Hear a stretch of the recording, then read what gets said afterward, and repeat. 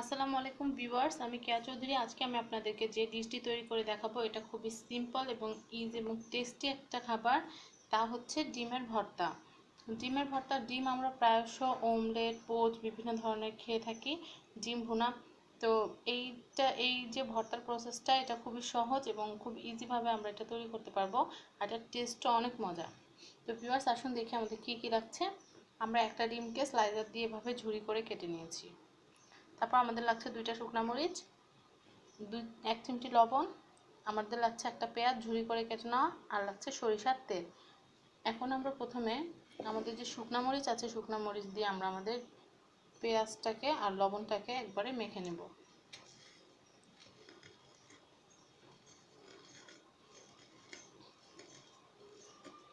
আমি যেহেতু ঝাল খেতে পছন্দ করি, তাই আমি 2টা শুকনো মরিচ দিয়ে নিলাম। আপনারা যদি ঝাল কম খেতে পছন্দ করেন তাহলে কম মরিচ মাখতে পারেন।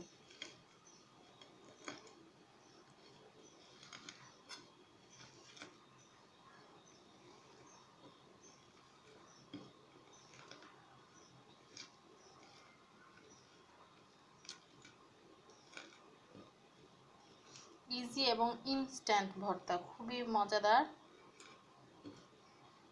এখন আমরা এটাতে একটু সরিষার তেল দিয়ে দেব। আমরা খুব ভালো করে পেঁয়াজটাকে মথে নেব যেন পেঁয়াজটা একবারে নরম হয়ে যায়।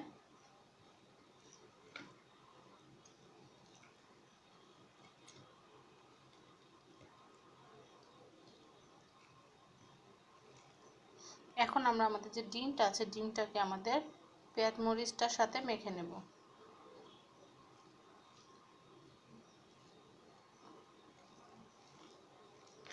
আমরা আর একটু সরিষার তেল দিয়ে নেব। তৈরি হয়ে গেছে আমাদের ডিমের ভর্তা।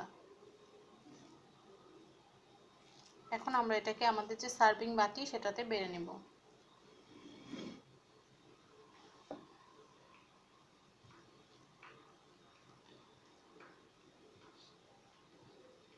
এই তো ভিউয়ার্স, তৈরি হয়ে গিয়েছে আমাদের মজাদার ডিমের ভর্তা। আশা করি আমার এই রেসিপিটি, সিম্পল ইজি রেসিপি, 2 মিনিটের রেসিপিটি আপনাদের ভালো লেগেছে।